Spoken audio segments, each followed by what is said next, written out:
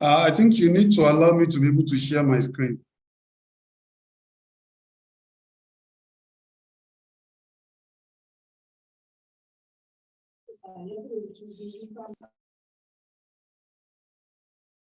Hello, Waliu, can you hear me?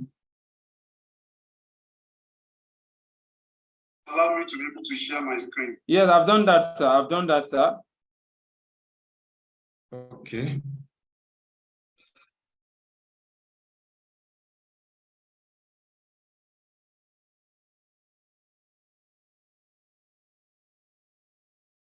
Yes, sir. Yes, sir. Go ahead, sir. So, can you see my screen now? Yes, sir. Okay. Okay. All right. Thank you very much. Once again, I want to thank you for this privilege. And I also want to appreciate you for having me on board. For the purpose of clarity, I want to introduce myself again. My name is Oluwole Aimfeoluwa, formerly Shenkoya, just as Waliu rightly stated. And I also want to say at this point that I know that our expectation will be very high, being safety professionals. And I also understand that definitely we'll be expecting a whole lot. But I want to quickly submit and explain to you that this is an opportunity for us to rub minds and to share knowledge, knowing fully well that nobody is an island of knowledge. So we need to, I will crave your indulgence if there is any area where there is need for clarification or questions or addition or suggestion, being professionals, I will greatly appreciate that. So straight to the topic, principles of site safety supervision. This training is very imperative because of the fact that we need to quickly be reminding ourselves of the need for emphasis on site safety supervision, especially in the area of construction industry. Now, this training, I limit it, or let me say, I put it in the scope of much of my own experience in the area of construction in different aspects of construction. However, we all know that safety is one and the principles remain the same. Now, I will first start by highlighting the objectives of this training. Number one is the importance of site safety supervision. Number two, we need to understand the planning aspects of safety supervision. And number three, manage training and communication on site. Number four, know how to conduct site safety inspection.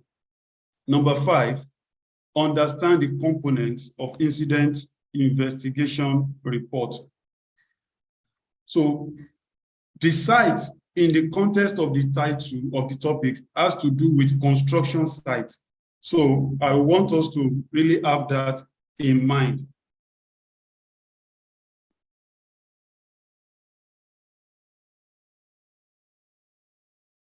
So quickly, I want to quickly make some definitions of terms. First of all, I'm sure many of us, if not all, are safety professionals, and I'm sure most of these concepts are not new to us.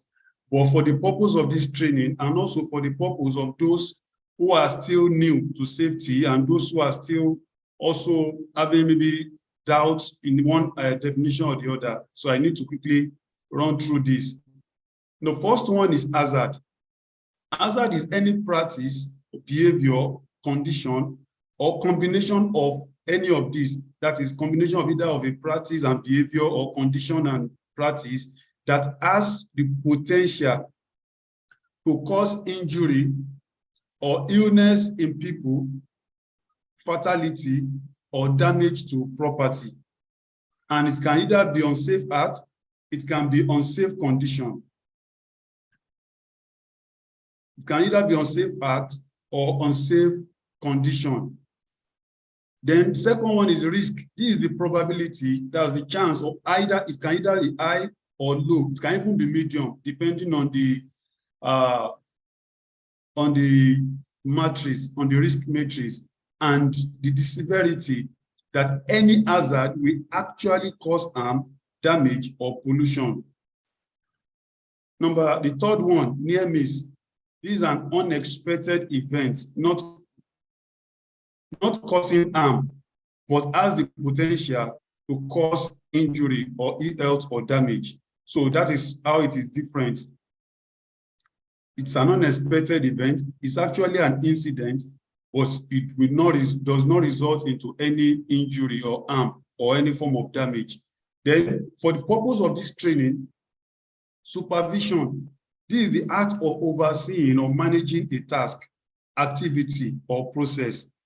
And the last on the list here is inspection. Inspection is the act of checking or verifying the quality, standard, or performance of a task, activity, or process. Many a times, people misconstrue supervision with inspection. At times, they even interchange the use of supervision for inspection. But in actual fact, they are different. And that's why I will open up a table to you that give us a breakdown of the differences between supervision and inspection. If you want to, I also want this training to be interactive. You can share with me or with us what you know, what is the difference between inspection and supervision. You can just put it in the chat box. Differences between, from your own experience and from your understanding, what are the difference between inspection and supervision?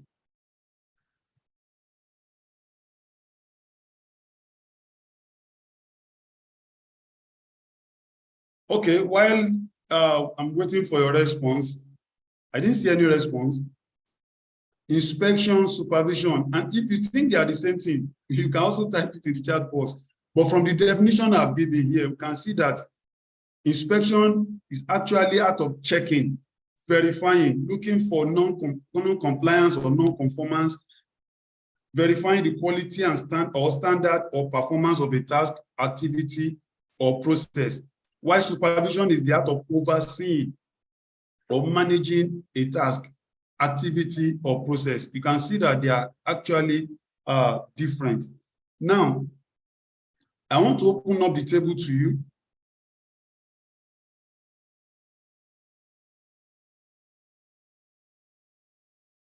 Now, you can see the differences. Supervision, looking at the basis of the comparison, is the act of overseeing or managing a task, activity, or process, while the inspection is the art of checking or verifying the quality, standard, or performance of a process, like I've rightly said earlier. Then, if you consider the purpose as the basis of comparison, you will see that the purpose of supervision is to provide guidance, to provide support and direction to ensure successful completion of a task, activity, or a process. While inspection is to evaluate, the purpose of inspection is to evaluate, identify, and correct issues or defects in a task, activity, or process. So you can see that the purpose are also different. Even the frequency too. The frequency of supervision is always continuous from beginning to the end of the activity. While inspection can be scheduled, it can be periodic. It doesn't have to be from beginning to the end.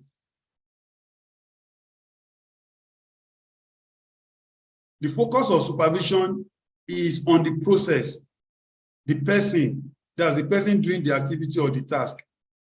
While the focus of inspection is to emphasize on the output, the end result of the task.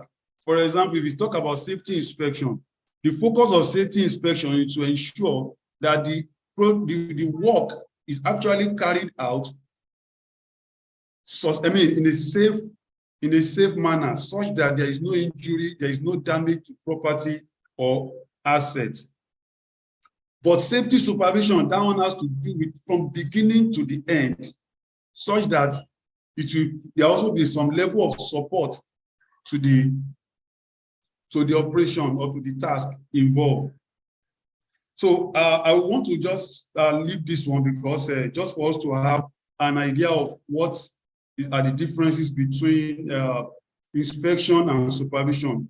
But while the approach of supervision is more of preventive and corrective, that of inspection is more of giving correction and also corrective actions. Now, what is safety? Let me go to the chat box. Yes, somebody say he can inspect without supervising. Absolutely correct. But the truth of the matter again is that while you are inspecting, inspection is part of supervision, as it were, and I will explain more on this. Inspection is on the spot assessment, while supervision is a continuous check on the project. Also very correct, it's spot on. Thank you very much, Akman and Adekoya, for your response. Now, what is safety supervision? Safety supervision refers to the oversight and management of safety activities and practices within a workplace or specific work area to ensure that workers, other individuals are protected from harm or injury and prevent damage to property.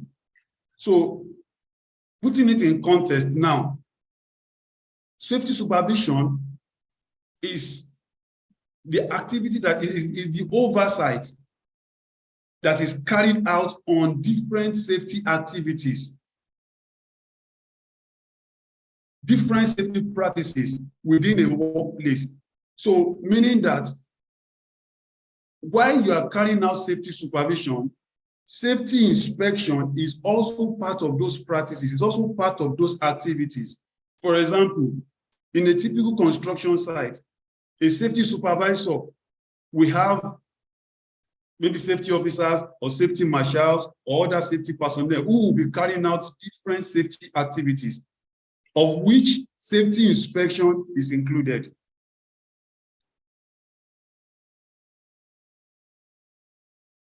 And the primary goal of this is to ensure that there is no injury, there is no illness, and there is no damage to property, there is no harm on any worker, there is no any form of loss. That is the purpose of, the primary purpose of safety supervision. So having explained what safety supervision means, I want us to quickly go through the importance. What are the importance of safety supervision, site safety supervision? First of all, it enables us to identify existing and underlying hazards. It enables us to identify existing and underlying hazards. I want to believe that all of us will agree with me that construction industry is one of the industries that has highest level of risk, including a whole lot of hazardous events and a lot of activities that are highly hazardous, let me put it that way, such that even construction industry is one of the industries that has highest level of fatalities and even injuries as well, and occupational health. So because of this, it is very important that site safety supervision is conducted, carried out in a full scale in a construction project, on construction projects. So the first importance is to identify these hazards, because identification of hazard is a proactive approach to managing and controlling risk involved in the construction industry. Number 2, to educate workers on health and safety aspect of their work. Even though workers will claim, oh, I know what I'm doing. I've been on this job for more than 10, 20 years. I've been doing it even before you graduate as a safety officer or as a safety personnel. But the safety aspect of their work, majority are, in fact, if not, their majority are ignorant of this. And if they don't know all this, definitely they need to be enlightened. They need to be educated. So especially concerning the health and safety aspects of their work, for them to know the hazard, the risk, and the involved in their jobs. Then number 3, gain a deeper understanding of jobs and tasks. Now, this is for the safety personnel. When you carry out safety supervision, it also involves communication, as we're going to see later in the course of this presentation. It also involves communication. So while you are engaging workers, supervisors, headmen, team leaders, project manager or construction manager, while you engage them in their task, while you interact with them, while you ask them questions, while you interrogate them to find out why they are doing what they are doing, you will understand, you have a deeper understanding of the process, the procedure involved in their work at a practical level. And this will help you to be able to perform better, even as a safety officer or as a safety professional. Then number 4, listen to and understand the health and safety concern of workers and supervisors. Number 5, monitoring of steps taken to eliminate hazards and control risk. So carrying out safety supervision will enable us to monitor the steps that are already taken to eliminate hazard, and also to check, to monitor the level of the level of control of risk that according to what we have on ground, maybe in the risk assessment or the job hazard analysis and so on. Then number 6, prevention of incidents, injuries, and illnesses. That is one of the things safety supervision will enable us to do. And number 7, monitoring the effectiveness of existing control measures.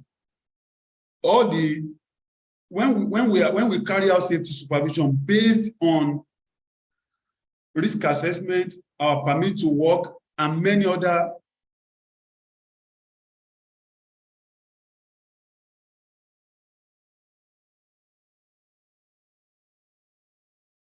You can go ahead, sir. Okay, I see something here. So that's why I see. Someone asked a question, so I'm trying to create a poll for people. Then later you can respond to it when you are done, sir. Okay.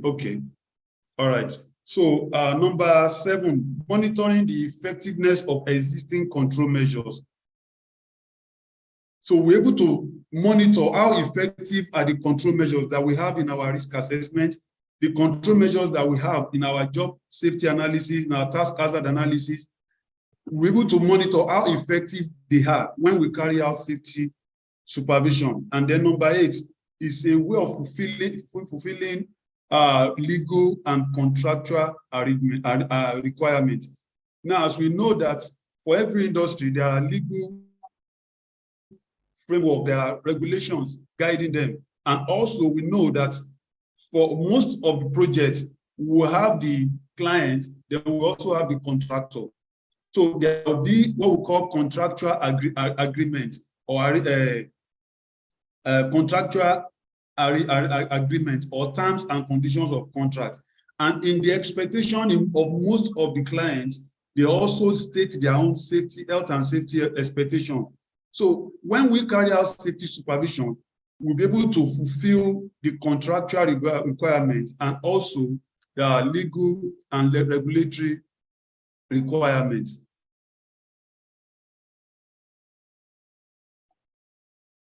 You can go ahead, sir. All right.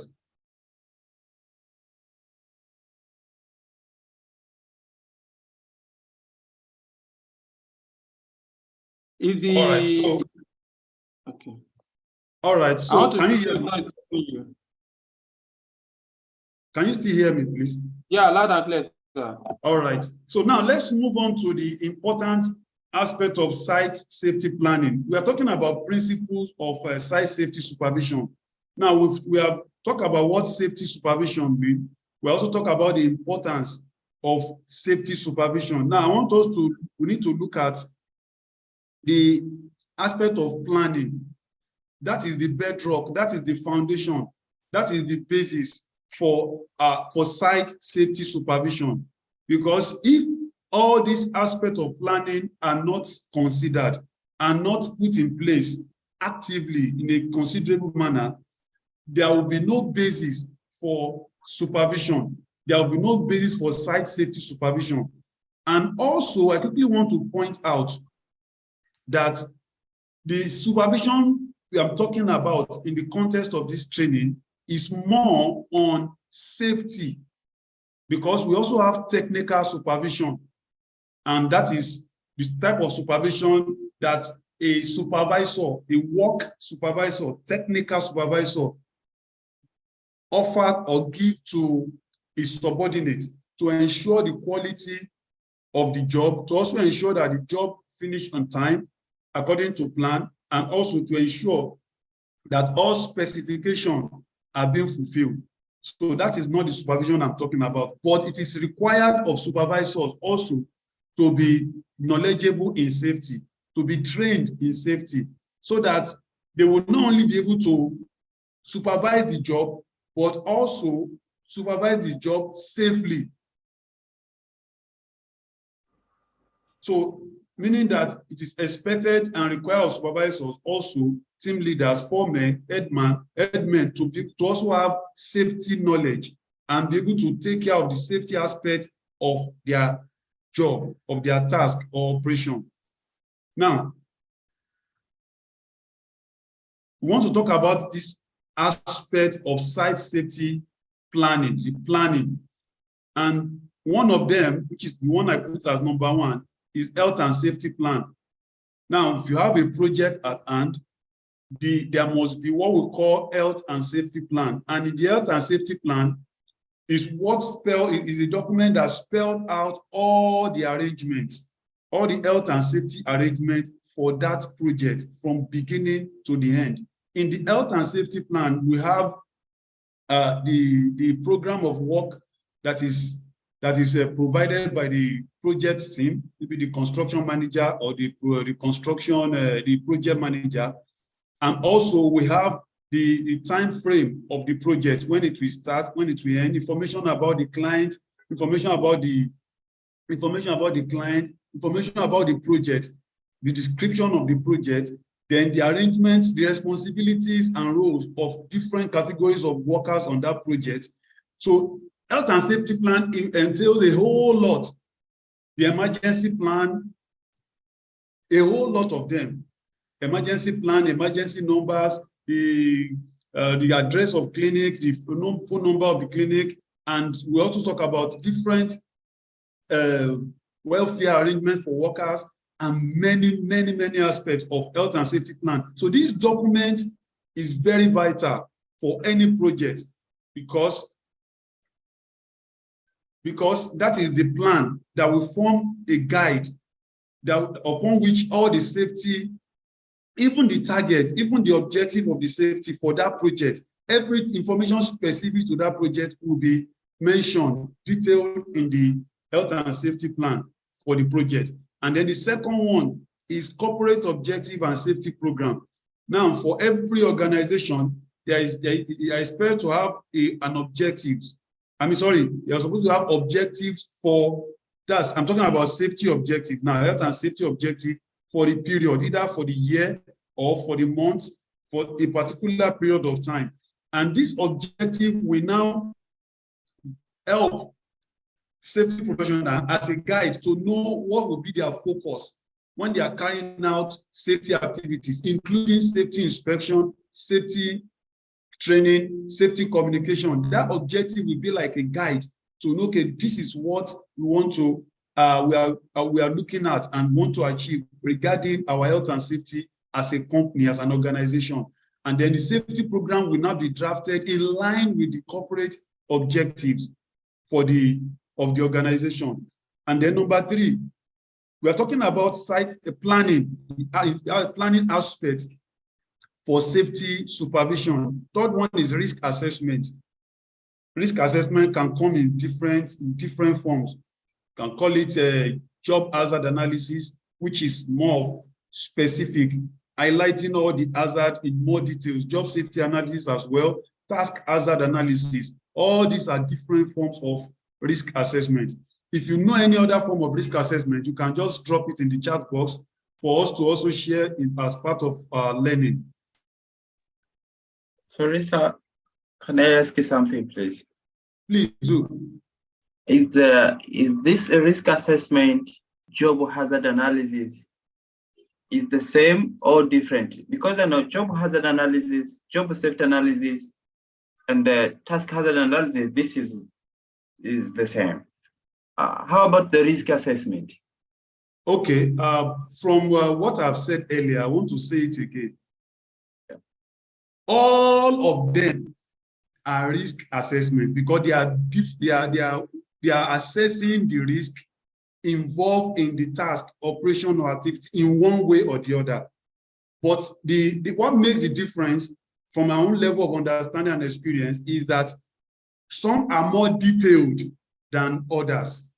For example, job hazard analysis, in risk assessment, in fact, we have generic risk assessment, whereby you just identify the common or the major hazards that are inherent and involved in that particular operation or task or activity. Then you now talk about the risk, talk about you identify the risk, you highlight the risk involved. Then you also talk about the control measures, the existing controls, and then additional control measures. But in job hazard analysis, you will highlight the step-by-step, every details of that particular activity. For example, let's say you want to erect scaffold now. Every step-by-step detail of erection of that scaffold will be highlighted. The hazard involved will also be stated, and then we talk about the risk and the control measures. So it will be more detailed, but it is also a type of risk assessment. I don't know if that explains what you just asked now.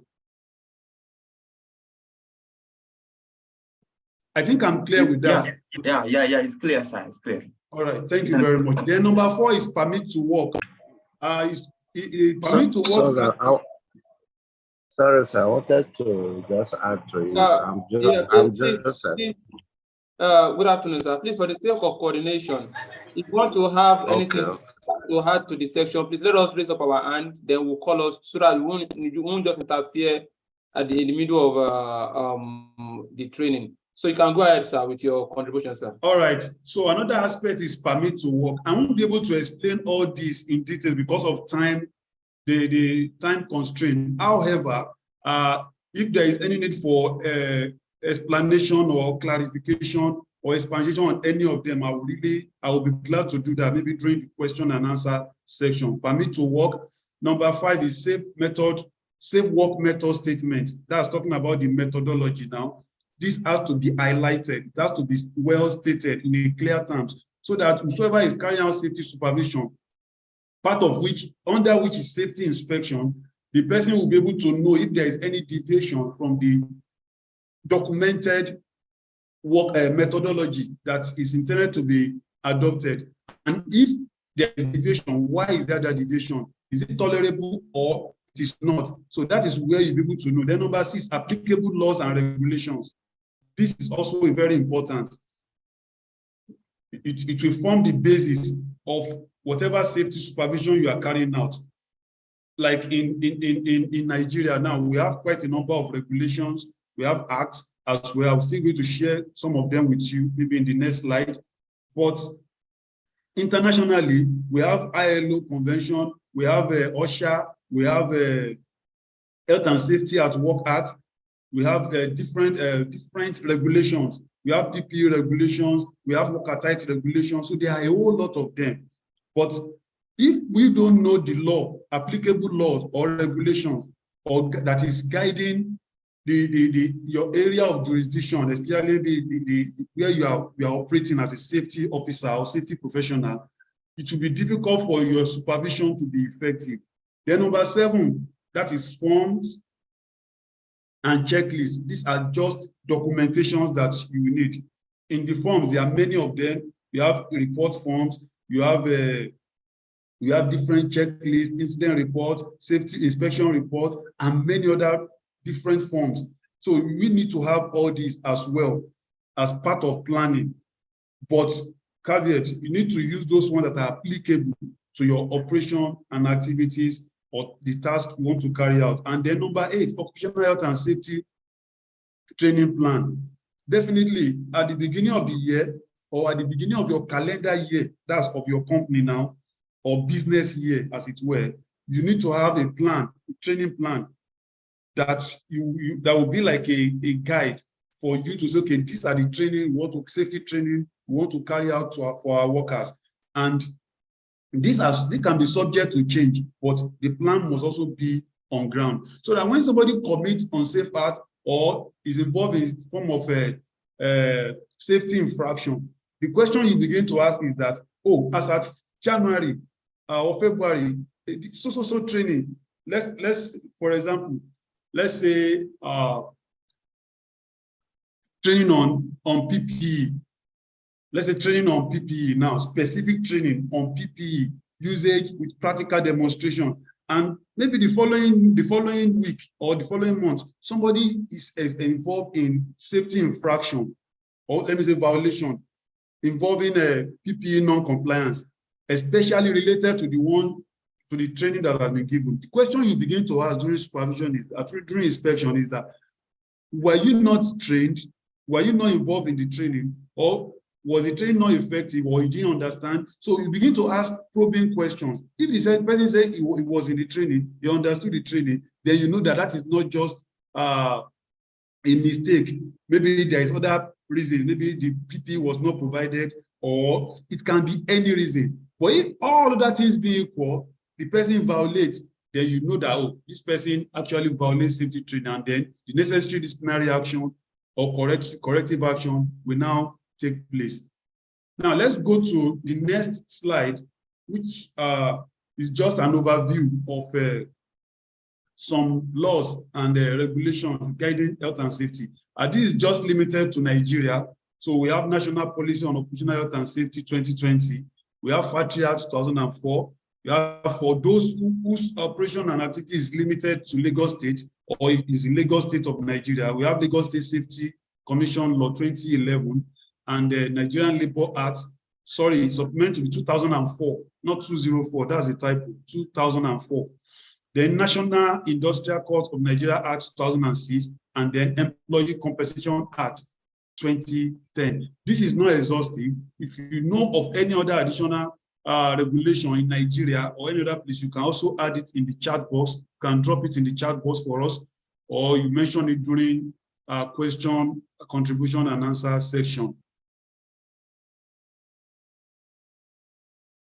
So we've talked about planning. Now, let's go to the aspect of employee safety training. Employee safety training.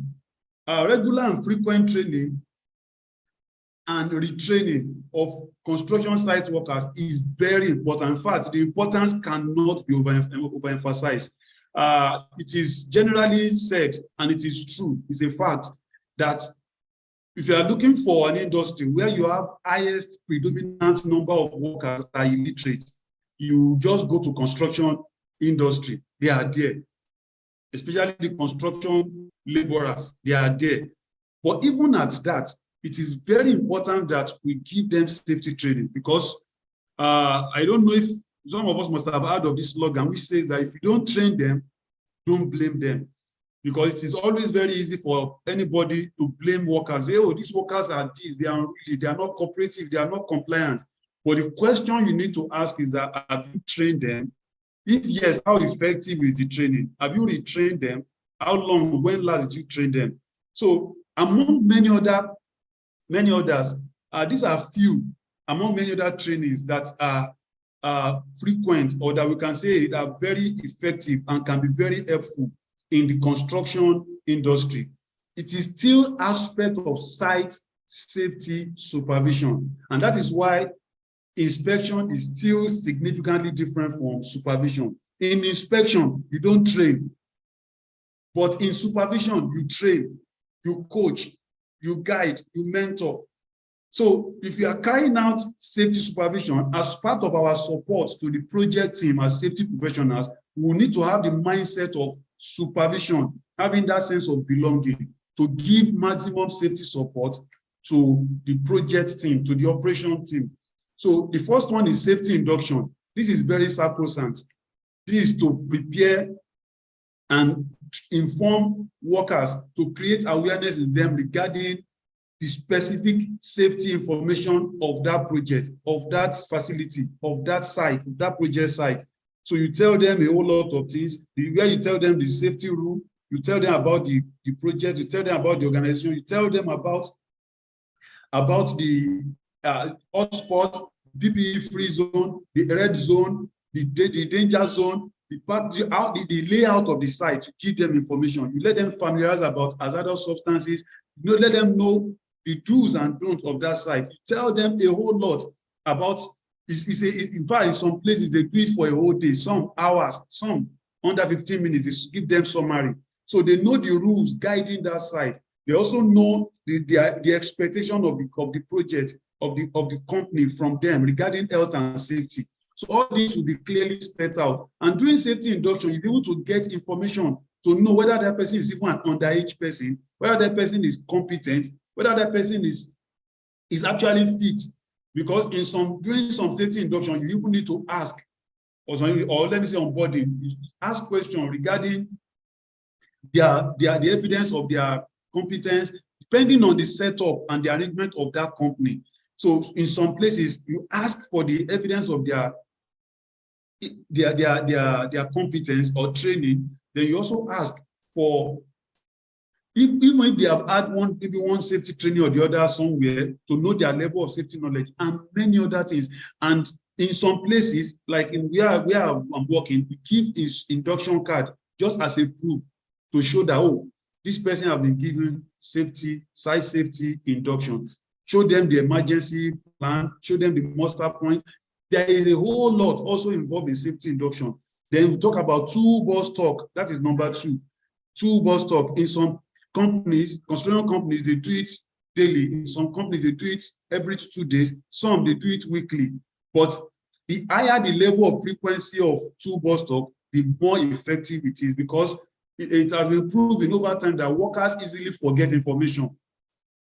They forget information. So if you do it for them every day, the project timeline also if the project team also cooperate and give that support, level of support, that would be very fantastic every day. So where I work, call it daily toolbox talk, because it takes place every day. Then number 3 is safety pep talk.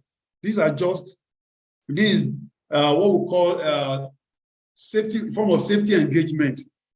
It's always very short on the particular task. For example, let's say we want to carry out lifting operation now. Apart from the toolbox talk done in the morning, apart from the induction, apart from every other thing, communication of risk assessment, it can be just have a very brief pep talk regarding that particular task. Okay, this lifting operation, this is what you are going to do. Riga, you stay here. Oh, safety officer. Okay, the crane operator, the mobile crane operator, and so just people to, and at that point too, definitely they will create what we call exclusion zone to ensure that it is only those who are authorized that will be in that. So we can have small safety pep talk, and also it's a form of training anyway. Number 4, scheduled safety training. This is a training that, you know, like as I told you earlier, we have an annual, or let me say, training plan. So as the training has been scheduled in the training plan, the safety training will be executed. So that is the training I'm referring to in number 4. Number 5, awareness training. For example, let's say for World Day for Health and Safety, there will be a team for that year. So that team can be used as awareness creation to promote health and safety, to create awareness for workers concerning that particular area. Then number 6, communication of risk assessment. Risk assessment, job hazard analysis, task hazard analysis, whatever name we can call it, is absolutely useless. And it is just ordinary paper, just like one project manager told me some years back. It's as good as you squeeze it and dump in waste bin. If it is not comprehensively communicated to workers, so that because they have the right to know, they have the right to know the hazard involved in the task they are carrying out. They have the right to know the risk, the level of risk involved, and the control measure that has already been put in place. So that is why until risk assessment is communicated to workers, we have not really done any justice to that. Then number 7, emergency response training. It's also a form of specific training given to workers to be able to know what to do in time of emergency. It can be medical emergency, it can be fire emergency, it can be any form of emergency. But that training, we can use the opportunity of fire drill to know the gaps that exist and then keep that training. And we can do it before the fire drill. We can do it after before emergency drill. We can also do it after emergency drill. But the important thing is that there should be training for a form of emergency response training as well. Then number 8, communication of safety data sheets. We know in construction industry, there are quite a number of substances, materials that are hazardous. Most, if not all, comes with safety data sheet from the manufacturer. So these also need to be specifically communicated to those that will be involved in the usage of this material or items or substances, and those that may be affected by the use as well. Then number 9, external safety training. This is like a add-on. For example, there is this training called safety, health, and environment training for construction workers. A company can just decide that, okay, let's send our workers for this training, or invite a consultant trainer to come and give a bespoke training on a particular topic or area. And that will go a long way, because all the training workers have been hearing is from within, from the safety officer, safety manager. So when they hear it from outside, from external, from a consultant, external trainer, it will also add more to the level of understanding, appreciation, and the awareness. So, and definitely they will obtain certificates, which is a way of showing the commitment of the management of the organization to health and safety. So the next aspect I want us to consider now is communication. Communication is the wheel on which health and safety can thrive in any industry. Communication is I call it the wheel of, without communication, safety, health and safety management practice, supervision can never move, can never progress. It will be stagnant. In fact, it will seem as if it's not existing. So communication is very important. So in the next slide, I want to share some aspects, some areas of communication which is an integral part as a principle of site safety supervision. Please pardon me if you are not seeing pictures. Just pardon me if you don't see any picture, but I just appreciate that we should take notes where necessary. And can you see my next slide?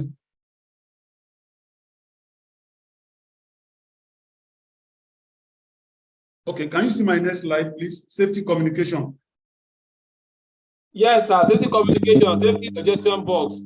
All right, thank you very much. So this is not these points, they are not arranged in order of priority. So I want us to get that to appreciate that. However, one can come before the other, but I can assure you with certainty that all these aspects of safety communication are very vital, especially in the construction sites where we have workers that are most of which are illiterate. When I say illiterate, I mean those who are not learned. So they have their language, they have their way of communicating, and they also have their peculiarities. And that is why I highlight all this. So the first one is safety suggestion box. Even though we say most of them are, many of them are illiterate or they are not learned, some of them can still read and write. In fact, a good number of them can read and write. So some of them who are afraid of being, maybe they will be victimized, or there will be like a form of witch hunt, or maybe their job, their work will be affected. You know, they can just easily write their observation and suggestion and put it in the safety suggestion box. So it's good we have this, and it has been very effective where we've used it. Then the second one is site safety notice board. Site safety notice board. That is safety, not, that's a typo. I'm sorry for that. Site safety notice board. That is where we display information regarding health and safety. We can even put safety alert there. We can put LFI there, learning from incidents. We can also put it there. We can put extract from inspection reports. We can put it on the notice board. We can put it on notice board for workers to see. Then we also have safety meeting. During safety meeting, can communicate in form of two-way. We have contractor safety meeting, we have general safety meeting, we have different type of safety meetings. And when management give opportunity for this kind of engagement, it will open door for free flow of communication, two-way communication, be able to hear the concerns, the challenges, the issues, safety issues that they have, and then you're able to also provide solution and give minutes of such meetings. And then there will be need for monitoring to close out any issues that has been raised. Then we have safety signage. Safety signage is very key. And we know we have different signage. We have the one that are prohibitory, we have the mandatory, we have the one that is giving us permission to do, which is always like green on white background. And so we have different signages, which some of which have pictures or pictorial, such that anyone that sees it will know that, oh, he's talking about beware of objects that can drop on you. Oh, we have keep off, excavation, deep excavation. You know, you can have a slip, trip, and fall hazard. So you can have a whole lot of signs, a way of communicating hazard to workers as well, safety communication. Then we talk about incident report. I've mentioned that before, which is learning from incident. You can extract it for workers to see and learn from it to prevent recurrence, which is the purpose of incident investigation. Then hazard observation card. Some companies, organizations, some construction companies make use of this to enable workers to report hazard. Those who can read and write, they will just fill whatever they observe there, the location. They can choose to be anonymous, so that to remove any form of fear, can just choose to be anonymous. So that is also another form of communication. Use of social media. I put asterisk on this particular point because of the sensitivity of it. It is very sensitive. Most organizations will not want to make use of this or allow this because of the word viral. Any information that is not meant to go out of the company can easily go out of it through social media and can go viral.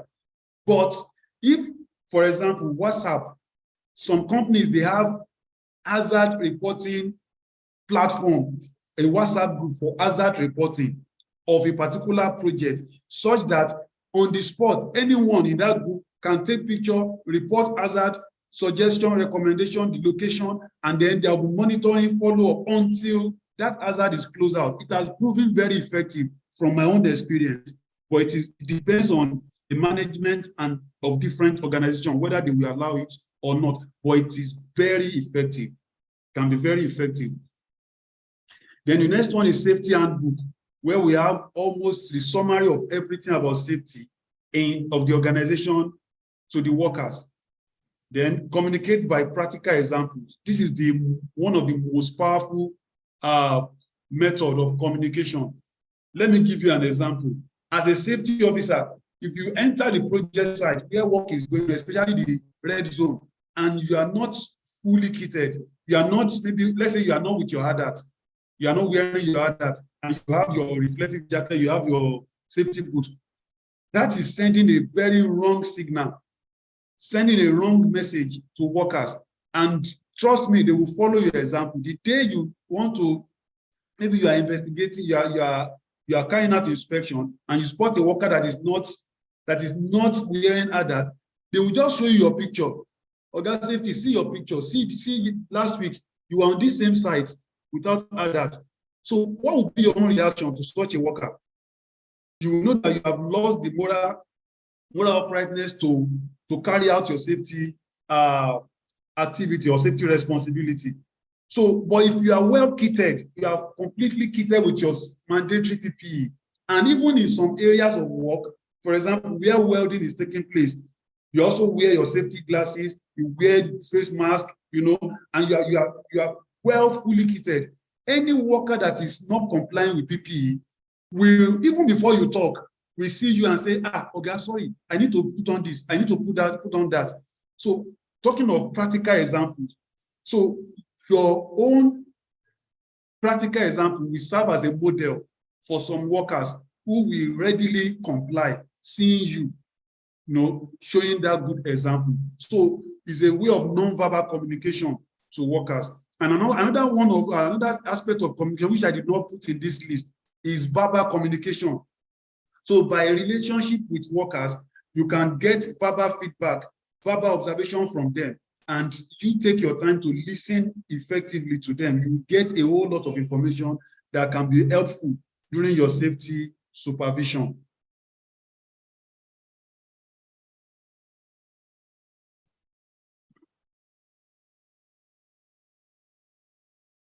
All right, so I want to go to the next slide, which is a category of hazard. I will not spend time on this category of hazard because I believe many of us are safety professionals.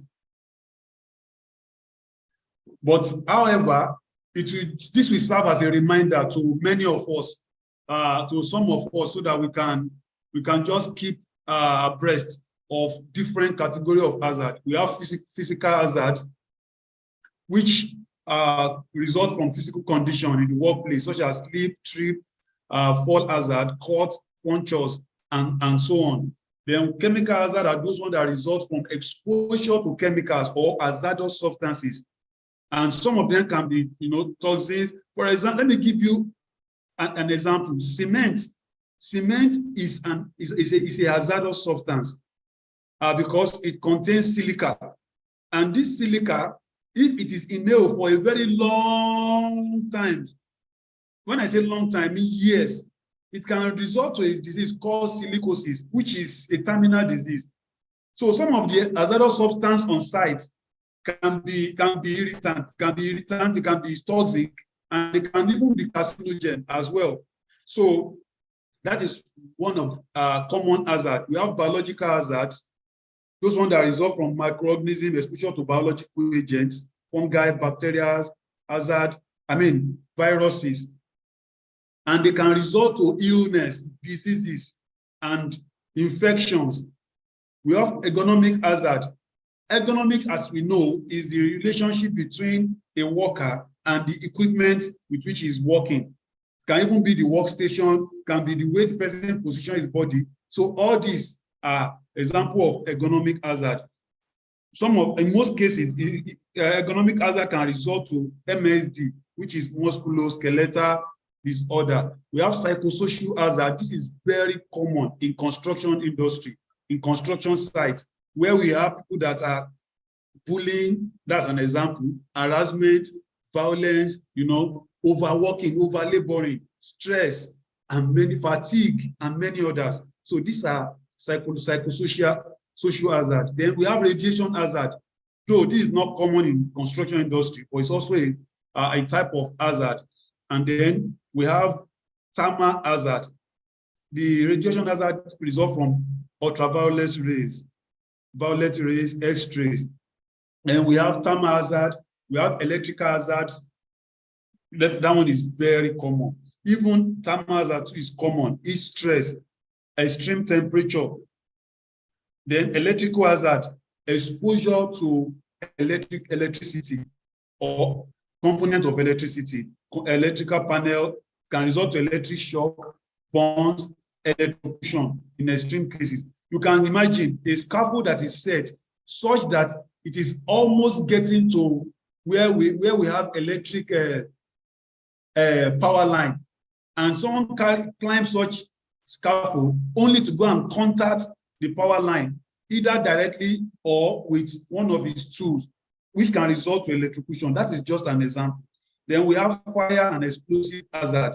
It's hazard that can result to fire, and that should be as a result of flammable substances in the workplace. We have mechanical hazards. These ones are result from movement or use of machineries or equipment, such as crushing hazard, entanglement hazard, pinch points. This is very common as well, especially an example of this is iron benders. That's those that involve in iron bending, that bend with these reinforcement iron bars into different shapes and cutting them into sizes. This is common among them. Now let's talk about inspection, safety inspection. This is a very important aspect, principle of safety supervision. Conducting safety inspection. This is very important. I'm going to spend substantial time on this. I'm going to be very explanatory on this. And the reason for that is because I have seen, as a safety professional, I've seen that some safety officers, this is not to berate anybody, but I'm just sharing part of my experience with you. I've seen some safety officers that they don't even know how to identify hazards when they go to site for inspection. All they will be looking out for is PPE non-compliance. Even in the report, when the safety officer give you a report that has like 10 different items, 9 out of 10, if not the whole 10, is just PPE non-compliant. The worker was climbing scaffold without wearing his body harness. The worker was found in a particular without wearing hand glove. Almost everything about the report is PPE. In fact, at times I will look at some report, I will say, is this a PPE non-compliance report? So, and that is why it is important and very imperative for us to know, those things that we need to look out for when we are conducting safety inspection as a safety or as safety professionals in the construction site, especially in a place that is full of different activities, different operations, simultaneous operations. So to conduct safety inspection, workplace elements should be the focus of your inspection. And what do I mean by workplace elements? These are people, plants. Number 3, process. Then number 4, environment. Now let me expatiate on each of them. First of all, when we talk about the people, you look out for the behavior of the workers. Is the worker working under the influence of drug or alcohol? Is the worker competent? Is he trained? Does he have the skill? Does he have the knowledge? Does he have the experience? Does he have the technical know-how of doing that job? Have you checked if there is need to confirm the evidence of his competence, if that person is a technical or skilled worker? Talk about the induction, safety induction. Has this person been given safety induction? We are still talking about the people. Has he been given safety induction? Looking at the person visually, is this person fit? Do you think this person is fit to even be involved in any construction work or any physically demanding task? Is this person underage, or is he even an old person, or is he a pregnant person? So or is he a physically challenged person? If it is yes, what are the provisions for this? Is there provision for people like this? What is the medical record? For example, someone that is selling food in the canteen of your site, you'll be thinking about, oh, what about the food handler certificate of this particular person? So that that person will not come and introduce biological hazard and workers may food poisoning or anything, and the workers will begin to be hospitalized. We talk about tool bus stop. This worker was he involved in tool bus stop for that day for the task? Observing the worker while you are doing your inspection. Is he really focusing on his job, or he has lost concentration, or he's being distracted? Is this worker being involved in horseplay? Does he wear his PPE completely, or is he even using his PPE in an inappropriate manner? Like some people will turn their adults to the back. Some will not even engage the cinching strap of their adults, and many others. So you ask yourself many questions about people. These are just very few among many. By the time you look at this, you have more than enough things to check during safety inspection about the people. Then let me go to the second one because of time. Plants. Talking about plants, equipment, tools, machineries, materials. The materials we are talking about, substances, are they hazardous or they are not hazardous?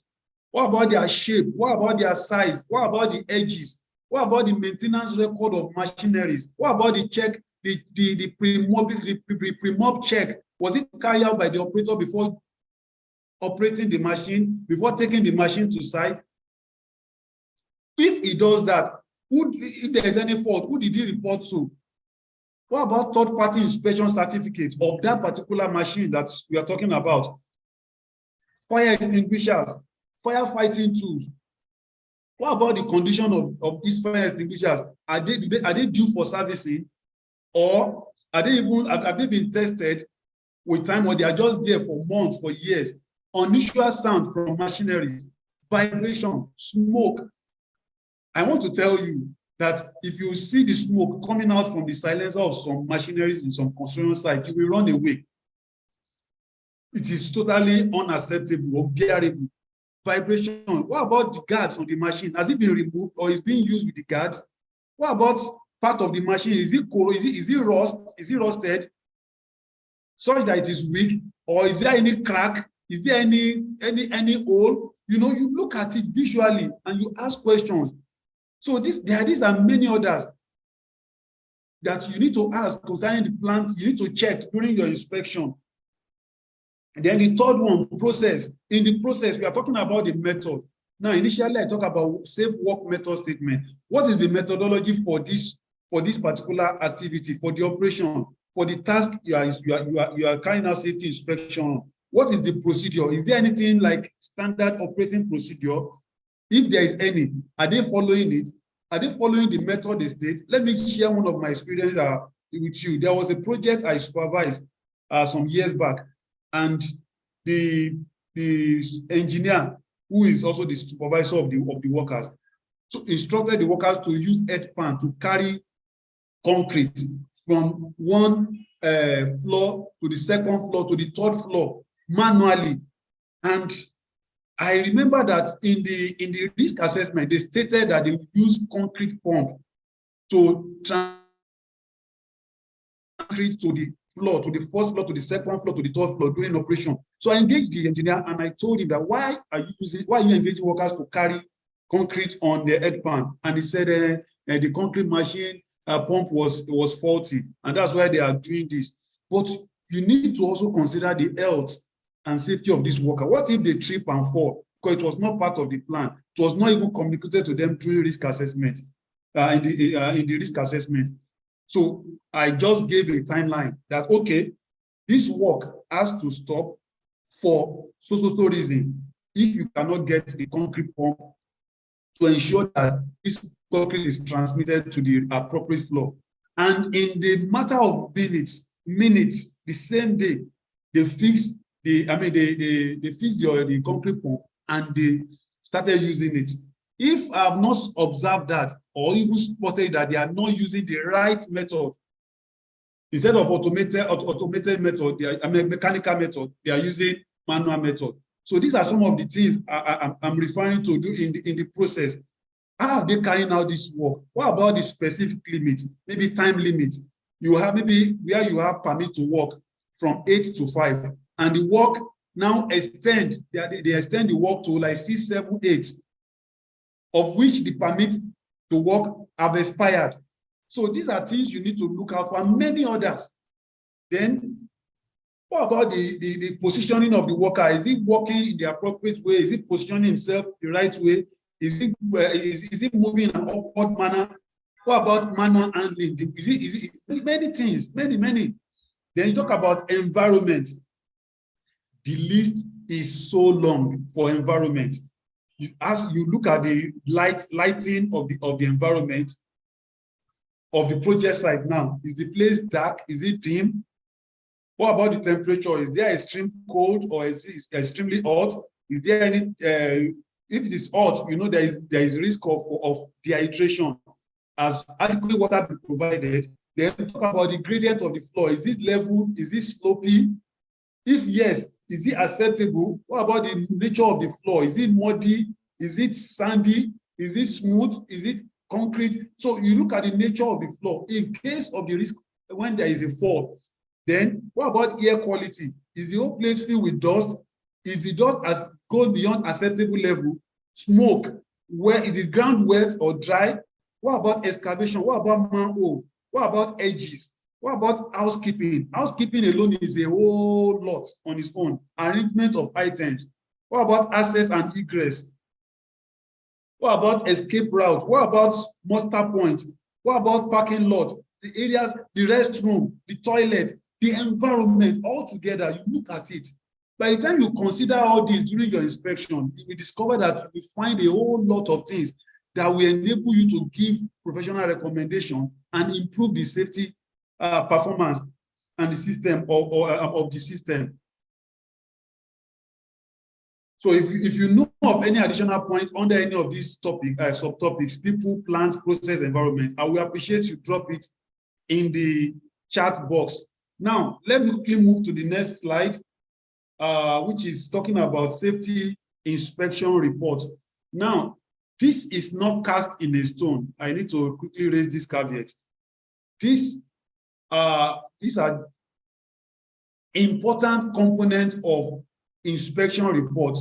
But before I begin to delve into this, I want to quickly say that preparation of inspection report is also as important as the inspection itself. Because if you're able to communicate the observations during report in a professional manner, in a comprehensive manner, you might be misunderstood and you might be sending wrong messages and even wrong signal, and the whole purpose of the inspection will be defeated. So let me quickly go through some important components of safety inspection report. And they are not according to their priority. These are just important, these are important aspects, components of safety inspection report. The first one is the date of inspection and the period of inspection. Like in some places, they don't report daily, they report maybe weekly. So for those who are reporting weekly, the date of that inspection, you state it in your report, and it's important you also state the period, maybe week 1, week 2, week 3, the range of date of that week, maybe January 1st to January 7th, and so on. So it's important. Then the location, the scope of the activities, the location of the activities or the operation where you carry out the inspection, you need to state it there. You need to state the scope of the activities, the operation and the task. What are the type of activities carrying? Are they lifting operation? Is it casting operation? Is it a backfilling? Is it excavation? Is it confined space operation? So you mention the list of activities because that will enable whoever is reviewing your report or accepting your report or you are giving the report to know whether the level of coverage and the effectiveness of your inspection. Then the description of your observation. I consider this the most important aspect. Because if you're unable to describe whatever you observe, you can even create confusion, you can create panic, you can create fear, you can create quarrel. How do I mean? If you don't use the right word, if you don't describe the hazard in the right way, you might be misunderstood. For example, let's say there is a spark. Maybe there is a spark during welding, and you put it, and the safety officer just put as if, oh, there was a fire outbreak during the welding operation in so workshop. Anybody reading that, it send a very strong signal, and a very dangerous one for that matter. So you need to know how to describe observation. And when you are describing observation, you need to mention what, who, where, and most importantly, how. You encompass all this in one sentence so that it will be known that, okay, this is exactly what happened. The location, this is what happened, this is who is involved. Then the category of your observation is very important. Whether it's an unsafe act, or it's an unsafe condition, or whether it's a near miss, whether it's an incident near miss, or whether it's a dangerous occurrence. So you'll be able to specify. And from here, I even see that some safety professionals, they mix up safety on unsafe act with unsafe condition, and vice versa. Then correction, and corrective action. So what exactly is the action that you have taken during your inspection? On the spot correction, you write it there. And if there's any recommendation for corrective action, you also write it there. Who is the responsible person? What is the timeline for the closeout of that recommendation? Then status. What is the status of the action, of the corrective action? Is it closed? Is it open? Or is it ongoing? You state it in your report. Then in some places, or in many industries, even where, from my own experience, you also need to include it's important to include your statistical record, which will now have your key performance indicators there, talking about the man hour, the number of workers on board for that day, the number of unsafe acts, number of unsafe conditions, the leading indicators, the lagging indicators. You highlight everything in your report. Then, where applicable, videos, but picture is very important because pictures speak volume. From my experience, when I read a safety report and I don't understand, I request for picture. When I see the picture, I understand the hazard or the safety issue from A to Z very clearly, accurately. So it is important to also take pictures. And when somebody also denies that, oh, safety, you are not seeing very well, I'm not the one involved, this and that, you can just show the person or provide picture as part of documented evidence that, oh, this is what I observed. And it's not to winch on anybody, it's not to blame, but is to know what is wrong and to take correction and close out corrective action for continual improvement of the safety management system. If you think there is any other aspect that need to be captured in safety reports, inspection report, please, I will appreciate you drop it in the chat box for us to also learn and add to our knowledge. Now, let me quickly talk about incident investigation. Incident investigation and incident investigation reporting. This is also part of the principle of safety supervision, because when you are giving safety supervision and you are giving safety support from the beginning of the project to the end of the project, somewhere in between, incidents can happen. And when incidents happen, then you begin to ask questions. And that is where the need for investigation comes in. After investigation, there's also need for reporting. And reporting the incident, in the incident report, there is a part of incident report that captures the corrective action plan. And that is why there is need for it to be reported. That action plan will be followed up, will be monitored until they are all closed out. So let me quickly talk about this.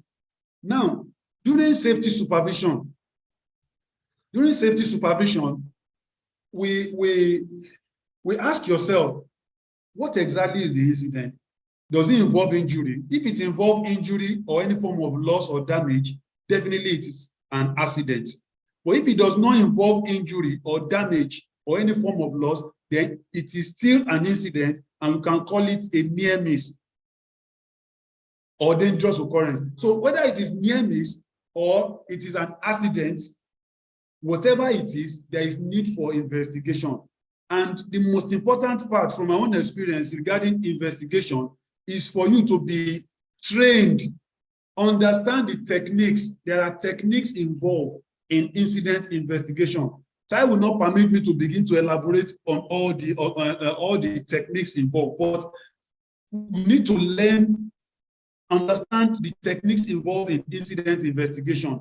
And because there are different models, there are different types of what's it called now, method of investigation of incident. We have the bow-tie method, we have the WH questions method, we have the different method of incident investigation. But most importantly, you need to understand the peculiarity of your company, your industry.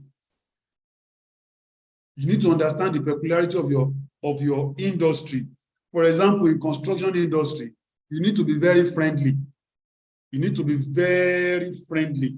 You need to be fair, and you don't need to instill any form of panic when you want to carry out investigation. But when an incident happens, the first and most important thing you need to do is to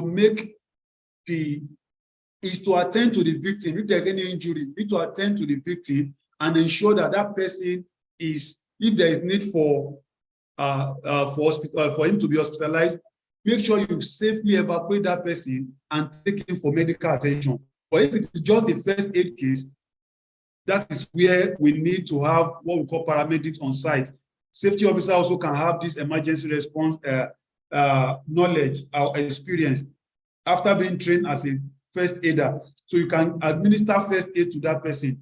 But where you have more than one, you can also ensure that after attending to the victim, you make the work area safe as possible. You cordon the work area, you take pictures for evidence, you make the work area safe so that there won't be multiple injured person or fatality.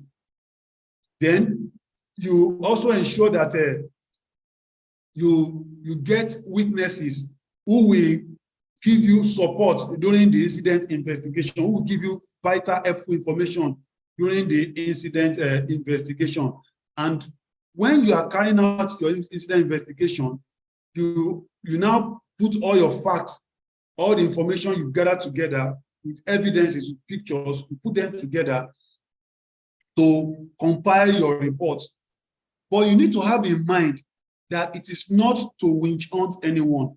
It is not to attack or blame, trade blame, that, oh, it is you that is responsible, it is you that is not responsible. That is not the purpose. You need to have the bigger picture in mind, and the bigger picture is to know where there is a failure in the system, where there is a gap, where gap exists in the system. And that will be known through understanding of the causes of that incident, of that accident. Now, we have the date and time of the incident. You need to indicate it in the report. The date and time of the report, they are different. So you need to indicate that also in your incident report. Then, what about the narrative? How did the incident happen?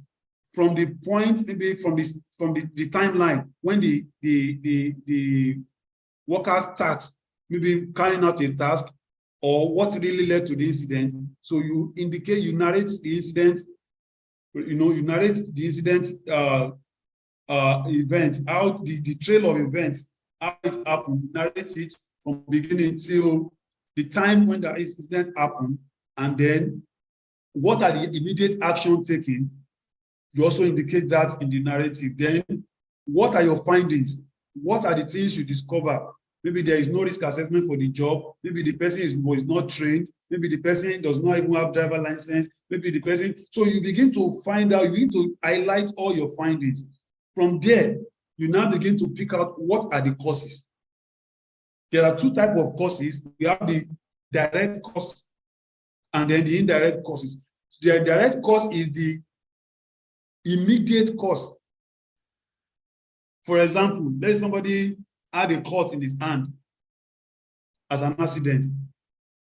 The person used the knife, maybe the cutting machine. The person placed it.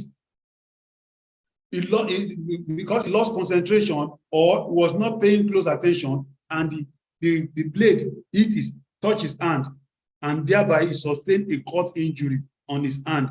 So the question now is, what is the direct, or let me say the immediate cause? So definitely you know that the blade that got in contact with the finger of that person during operation. That is the immediate cause. But the contributory cause, which is indirect cause, and then the root cause, you now begin to ask more questions. Why did the blade touch his hand? Because he lost concentration or poor judgment, or he did not pay attention. That is a contributory cause. Why did he not pay attention? Because he was not trained. Why was he not trained? Because there is no fund or there is no plan or arrangement for training. Why was there no arrangement for training? So begin to get more information until you get to the root cause, which is in most cases always due to the management failure. So then the next one is corrective action plan. You have draw out your corrective action plan table, and that one definitely will include the what's it called now? The action to be taken, the corrective action to be taken. Then who is the responsible person? What is the timeline? And then what is the status of that correction? Then of that action. Then talk about lesson learned. You identify and highlight the lesson learned from that incident, which is a very critical part of incident report. That will be shared among all the workers, all the personnel within that location and possibly other location, other project sites, so that they will learn from that incident, and that will enable prevention of recurrence of that same incident. And then the last part is incident pictures. So that will serve as, provision of more information, clearer information, because a picture speaks more, explain more than thousands and millions of words. So that is very important part of an incident investigation report. So in summary, we have today, under principle of safety, site safety supervision, we have talked about the planning aspects of site safety supervision. We talk about how to manage the training, important aspect of training in site safety supervision. We talk about communication as well. Then we also talk about how to conduct site safety inspection.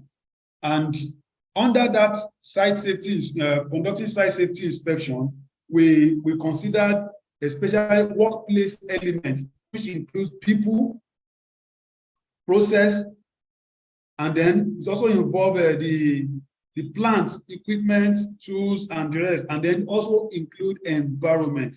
So we talk about this in the course of this seminar, and then we now talk about different components of incident investigation report. So I want to, at this very juncture, say that following all the principles of site safety supervision, it will not only enhance our safety performance, but it will enable us to enjoy the benefits of site safety supervision, which are listed. It will enable us to fulfill legal requirements and constructual requirements, to enable us to identify hazard.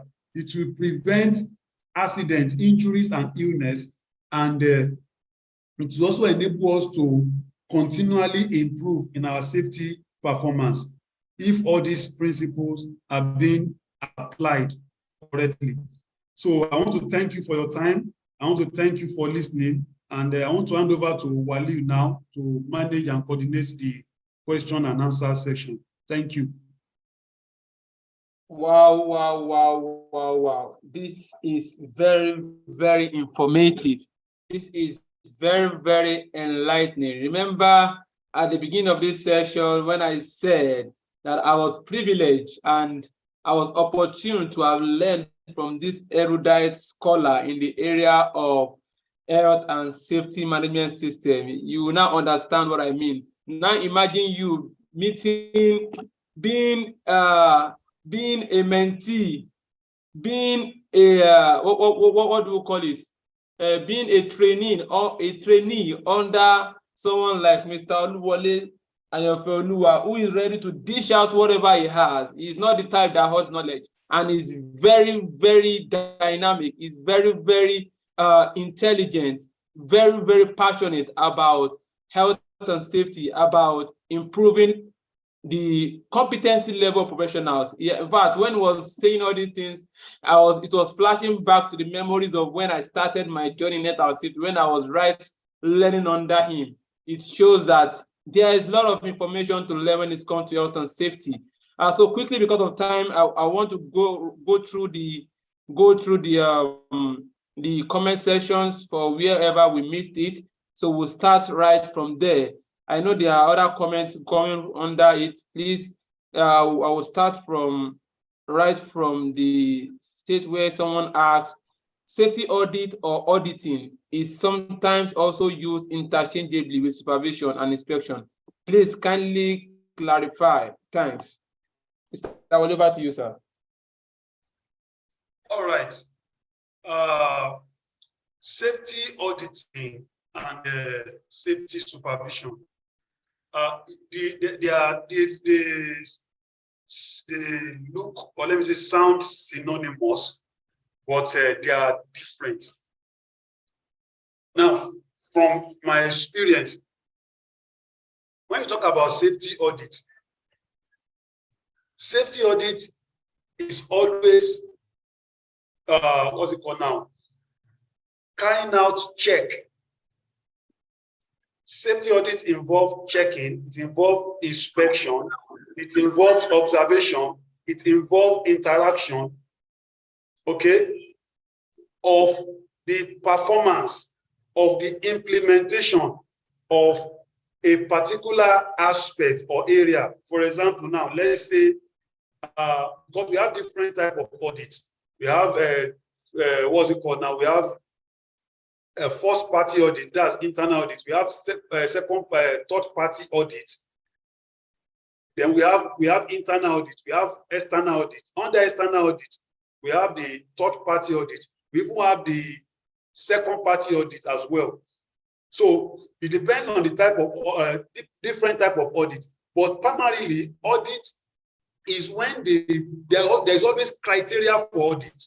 There's always scope for audit. So in audits, they want to check your performance. They want to check the level of implementation of your compliance. So a particular criteria, that is audit.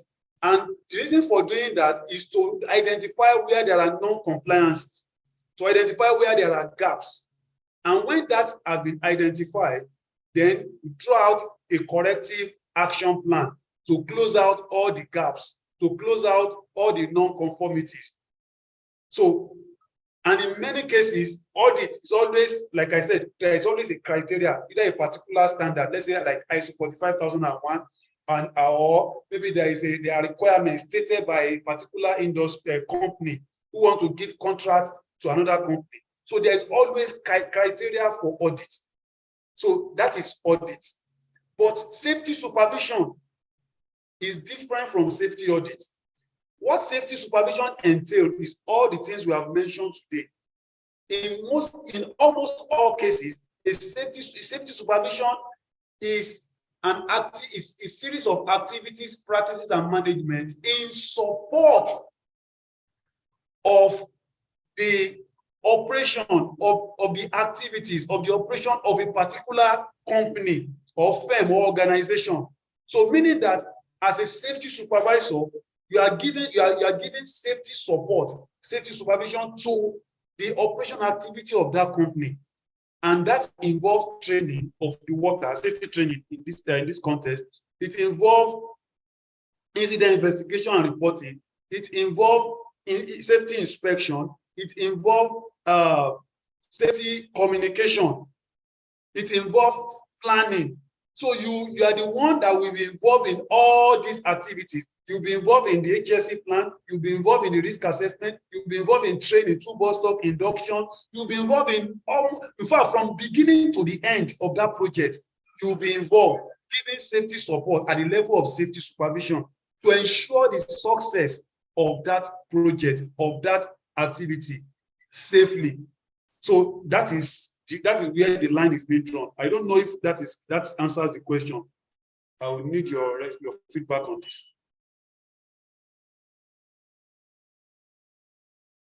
I don't know who asked that question. I don't know if that has answered your question or you need more clarification. I think that is a very good response, sir, because of time. That is a very good, yes, you have answered. Yeah, he has responded, so you have answered the question. So all right, thank you. I'm trying to go through the questions.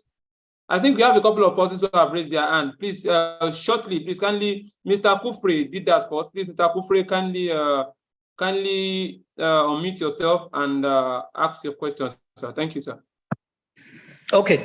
Thank you so much for your very delightful and insightful presentation. Very apt and straight to the point. You have actually answered. I am the person that threw in that question. But then I have another query for you in the areas of risk assessment. Apart from risk assessment metrics, which other tool can we use to evaluate risk when we are assessing risk or when we are carrying out risk assessment? Thank you so much. Apart from risk matrix, right? Yes, sir. Yes, sir. Apart from risk matrix, I want to suggest, I don't know if someone has more information, but I want to suggest to you, we have what we call quantitative risk analysis. We also have qualitative risk analysis. You understand? Now, for qualitative risk analysis, that is where you now have quantitative risk analysis. That's where you have the level of risk being quantified in form of numbers. Okay, you can have 3 by 3, you can have 5 by 5, you can have 4 by 4, 8 by 8. You can have it in any form. But that is risk matrix. But you can also have what you can call what's it called now? Low, medium, and high. You understand? That might not be numbered. I don't know if you get that. That you don't have to number that as in, oh, the level of risk is 8. If it's beyond 8, then out of 25, if the level of risk is 16. If the risk is more than 16, you know how risk matrix works. But you can also have something like low, medium, high. You can have something like low, medium, high. So it doesn't really have to be in form of numbers. In terms of maybe you have it as 3 is acceptable, 21 is not acceptable, it's extremely risky, and all the rest. So you can just have something like low, medium, high. So I don't know if that is quite enough or you still need more information.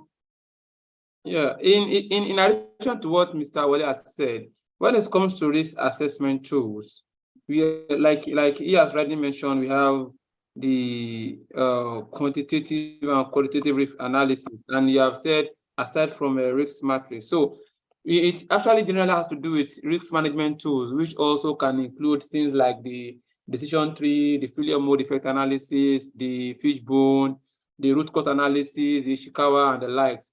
So those ones can also be used to assess your risk, aside from also inclusive of what Mr. Wale has mentioned. I think that is my own contribution to that also. So hope that answer your question, Mr. Kufre. Yes, it's okay. It's okay. Thank you so much. Thank you. All right, thank you very much. So Mr. Ronald, please quickly also unmute yourself so that we'll go back to the chat session before we come back to we that have raised our hands. Thank you.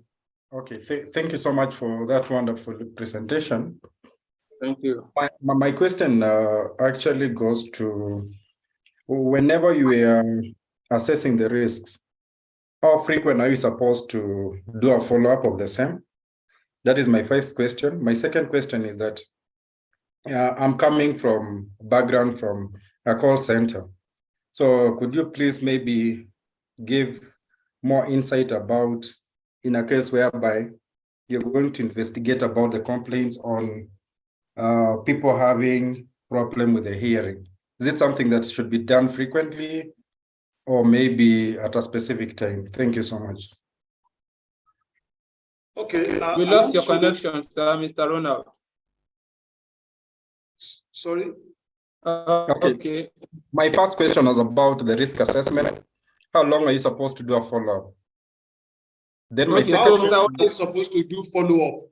Yes. That is a risk assessment review. Is that what you're referring to? Yes. Yes. Okay, that's number one. What about second question? I didn't get your second question.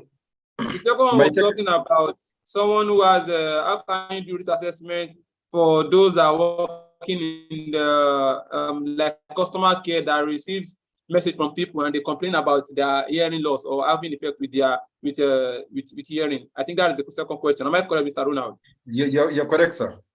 All right, thank you. Over to you, Mr. Wale. All right, thank you very much. First of all, talking about how frequent can we follow up, can we review risk assessment? This question is, it depends on the frequency of review of risk assessment depends on quite a number of factors. The first one, which is the most important, is the level of risk involved in that particular activity or the job or the task. If the level of risk is very high, then more frequent review of that risk assessment will be required. Maybe weekly. For example, let's talk about work in confined space now. Work in confined space. Depending on the scope of that work, the risk assessment for such activity should be more frequent, depending on the findings, the observations during safety inspection, during the level of safety support given to that job, to that particular activity.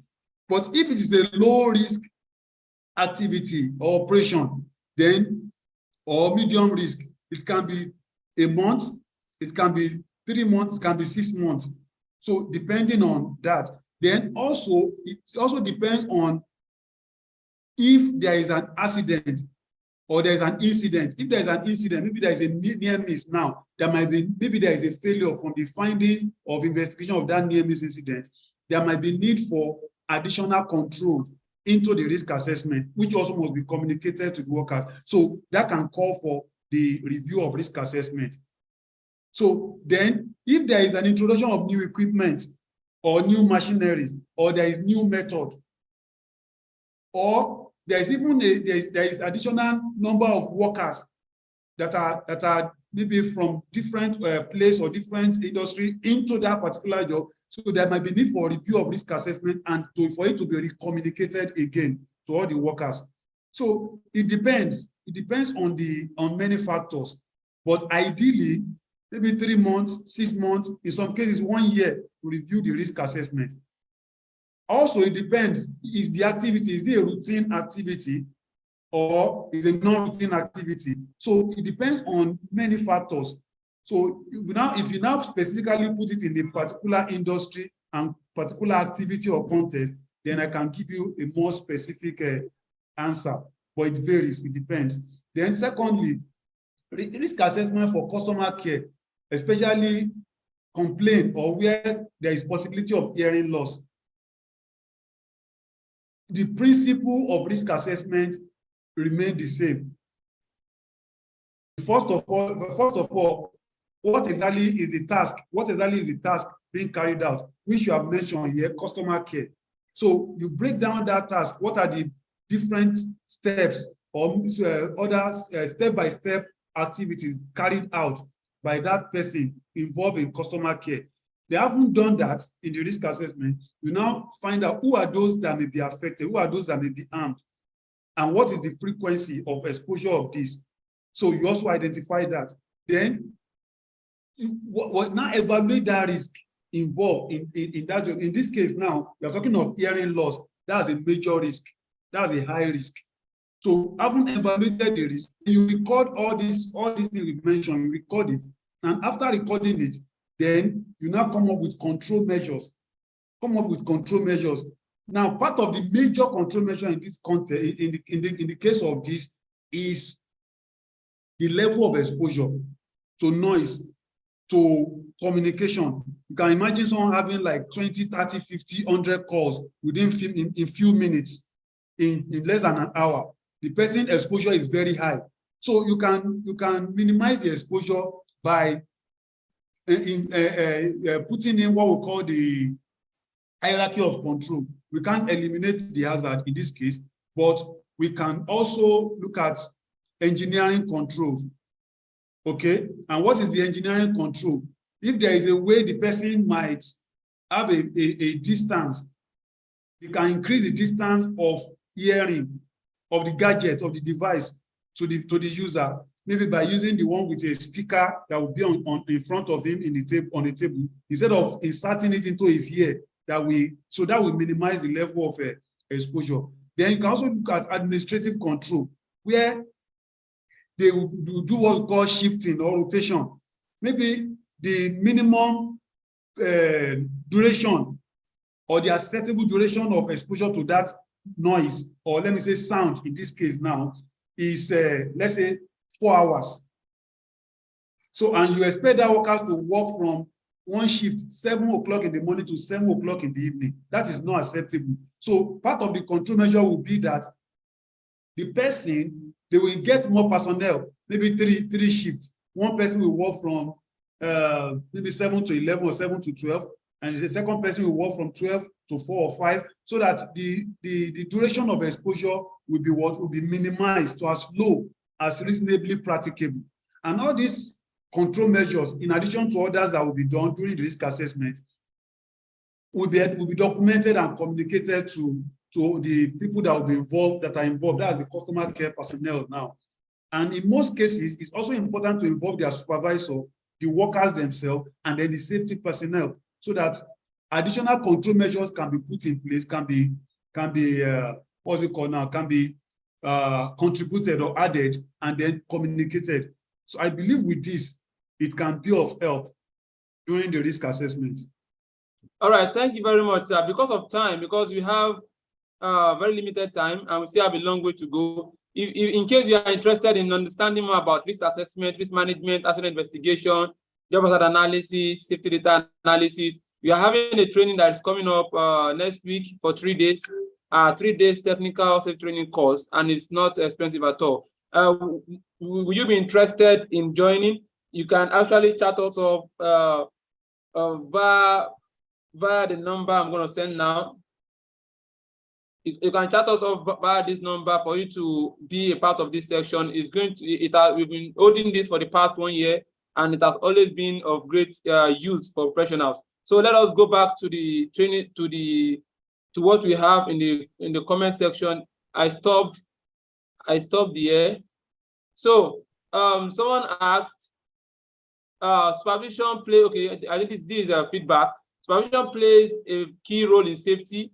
Effective supervision includes being able to identify hazard and risk in the work area and taking appropriate action. Okay, so now we have a question now. Please, quickly, because of time, we are supposed to finish in the next 10 minutes. With the astronomical advancement of AI, imagine a system devoid of human being. What service would a safety practitioner be rendering in the context of supervision? Mr. Wale, will you give permission to answer this?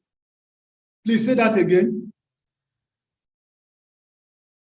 With the astronomical advancement of AI, that is artificial intelligence, imagine a system devoid of human being, whereby there's limited human interaction and everything is automated, like we have automated systems that are being built in so many industries now. What service would a safety practitioner be rendering in the context of supervision? So in the aspect, in the, what do you call it now, AI, right? Yes, that when there is limited human interaction, when systems are automated, like what we have, the likes of Pronex, the likes of I've forgotten all this of these automobile companies that are building systems that automatically runs the process by themselves. So what will a practitioner who calls himself a safety practitioner be rendering in the context of supervision, since there will be nobody to supervise? Okay, I want to quickly say this. Even despite the fact that we are already in the advent of artificial intelligence, robotics, I want to say that the aspect of human factor can never be totally removed in any operation, in any activity, in any task. For example, if you in an automated what's it called now? In an automated production line, let's say in a factory now, where everything is automated. Maybe instead of you having like 50 workers, you only have maybe like 3 workers, and you begin to ask, what is the need for safety officer? What is the need for safety practitioner, safety professional in that place?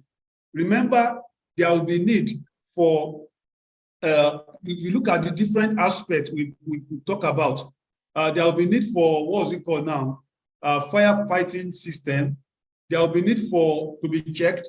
Then there will be need for, what is it called now? Those workers that are working, they are prone to human error. And that is why they are also subject to training, to supervision, to monitoring. They can be, those workers can still be distracted. And then, mind you, even in programming, there can be failure, there can be error. And when this happens and there is an accident, somebody has to come to rescue. Somebody has to report it. Somebody has to escalate it. Somebody has to intervene. So the only thing I will say is that there might be reduction in the number of safety personnel needed, maybe because of the use of what's it called now? There is this device used for video recording at height. What's it called now? Can you just remind me of that? There is this device used for monitoring for video coverage at height. Okay, because of the use of that, and then you also talk about drones. Thank you, drones. So the only thing I will say is that there will be possibility of reduction in the number of safety personnel required, but you cannot totally rule out the need for safety personnel when it comes to operation, even the one involving robotics, artificial intelligence, because there is always human factor. And by the time we do thorough, in-depth risk assessment, you will discover that as part of the control measures, there will be need for a safety personnel, a safety professional who will be involved in that particular operation or activity, end to end. It's not just about in between, but from beginning, in fact, from the design and planning stage to the execution and completion stage, there is still need for human beings. So the only advice I will give is for us as safety professionals to upgrade ourselves, to continually improve ourselves, to add more skills to the existing skills that we have now, so that we can still remain not only relevant, but also needed in a critical manner as technology advances. Thank you. All right. In addition to that, what Mr. Wale said, even in the area of there are some operations that the AI system might not be able to do themselves. For example, the issue of maintenance or repair. And during maintenance and repair, you still need to be professionals.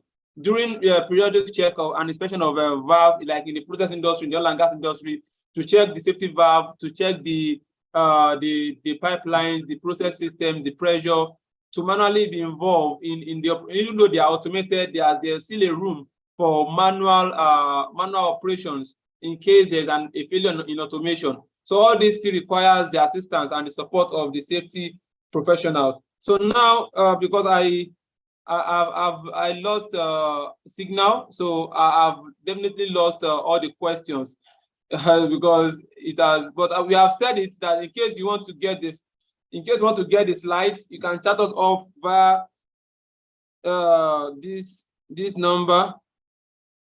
You want to get the slide, you can chat us off via this number. It has been sent to me already. So that is that for today. So if you, I think Mr. Joseph, kindly unmute yourself and ask your question, sir. Mr. Joseph, are you there? You've been raising your hand since. Okay, okay. Thank you very much and good evening, every one of you. Yeah, thank you, everyone, and good evening, everyone of you. Thank you, everyone, for your well-presented slides. I just wanted to add, like, a form of contribution on two things, but I have to narrow it because of time. Now, on the areas of inspection and auditing, there's something that we need to know. Auditing is always planned, and there's always terms of reference. And that terms of reference must be followed according to the certification requirement. And there are also clauses that you need to meet, which are more or less mandatory requirements in terms of auditing. But in inspections, you may decide to use a checklist or you use just your visual observations. So there are differences that can be obtained between inspection and auditing. Auditing can be 3 years requirement, and there must be a subject matter expert to lead the auditing process within the time frame. So I just wanted to chip in that. There are other things, but because of time, let me reserve those things. Thank you very much. Yes, that is very brief and concise. Thank you so much, sir, for that contribution. We lost so many feedback, so many responses. I think you all will be going through the comment sections. You'll be seeing the various feedback. This is enlightening, this is educating. This is a well-detailed class. I knew I have some on my head before the network logged me off. And I believe that we have learned a lot today. Once again, if you are interested in our 3-day technical safety training course, you are welcome to join the training. It covers so many aspects, so many areas of health and safety that will be of utmost use and of utmost importance to safety professionals. We'll be talking about topics like accident investigation, talking about the basic accident investigation processes. We're talking about up to like 10 to 11 tools and techniques used for accident investigation, talking about reader, giving us some HSC dashboard that is used to analyze trends and patterns in accident investigation. We'll be talking about root cause techniques in management presentation. We're talking about incident analysis to accident preventive model, talking about report or how to report accident data and recommendation, and be giving various case studies too. Same thing applies to job analysis and safety data analysis. So you'll be training us on these various important areas of health and safety. And if you're interested, one more time, you can chat us off via the number that we gave the other time to book your space. It will be taking place for 3 days, Thursday, Friday, and Sunday next week. So kindly let us know, and be rest assured that you're going to see value, as you have seen a lot of value today. If you want to meet up with Mr. Oluwole Ayanfe-Oluwa, you can look up to him on LinkedIn. You can look up to him on LinkedIn. I will type the name now, Ayanfe-Oluwa, Oluwole. Yes, Oluwole.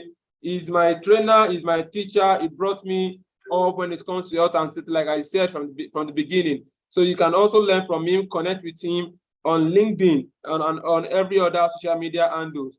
Thank you so much for staying up to this moment. It's been a wonderful time with everyone.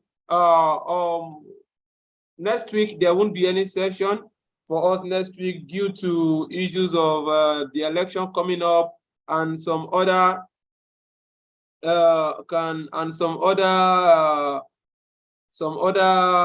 reasons. So next week we won't be having our session. And also to note that very soon for the month of March, we are looking at having to train professionals who are interested, specifically, who are interested in the area of safety awareness and safety publicity, creating safety awareness, who want to join a team of advocates in order to help to spread the safety awareness message. So we'll be training us on issues of how to present, have short topics, create short videos based on the one that we know already, create short videos, have a team, also share ideas on how we can together continue to spread the safety awareness like we used to do on some of our YouTube channels. So if you're interested in being a part of this team, you can also chat us up via the same number. Let us create a team. Let us train ourselves.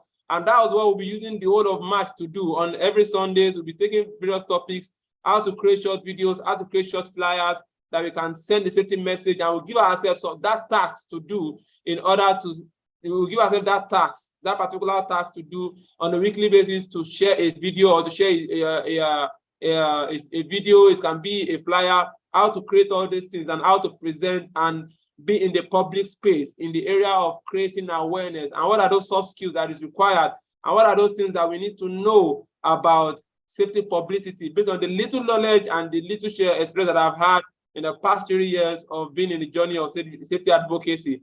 And we'll be glad to have us and let us spread this awareness together.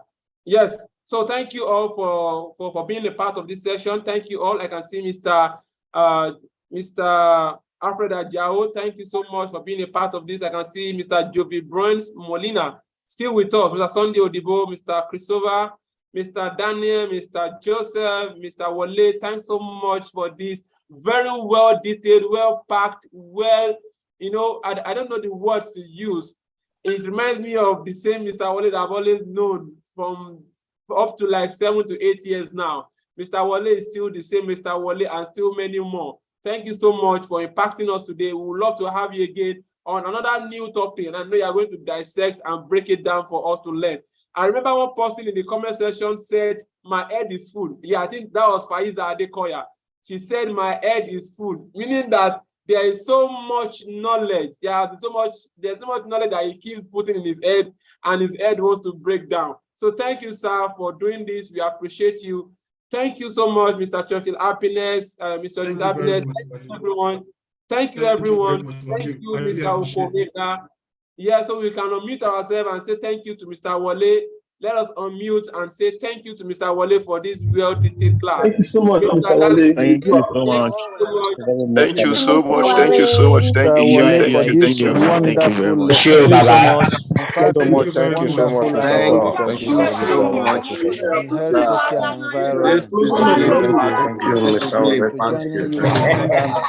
much. Mr. Wale, thank you, sir. Thank you, sir. Thank you so much. Thank you. God I really do appreciate. This is really impactful, sir. Thank you very much, sir. Thank you. Thank you, sir. Thank you, sir. Thank you, sir. God bless you, sir. We appreciate. So see you all again in the next 2 weeks, most likely in the next 2 weeks. See us all again. Remember, safety first and nothing else matters. We want you to be a part of our training for this weekend. It's just 20,000 naira to join the class. And if you are not in Nigeria, just $50 to be a part of that particular 3-day class. This is a technical safety training course, and it will be very impactful and you will learn a lot. Thank you so much again. See you all some other time. Thank you and God bless you. Bye-bye. All right. Thank you. Bye-bye.